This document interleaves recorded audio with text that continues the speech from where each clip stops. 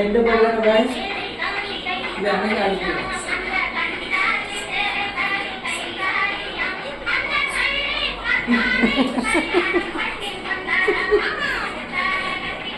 அதுல பத்தி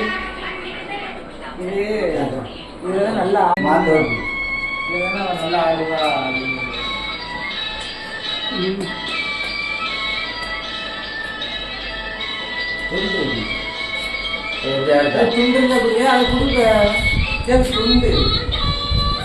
இன்றிருந்து அவள் மாம்பழம் வேண்டும் என்றார் அதை கேட்டு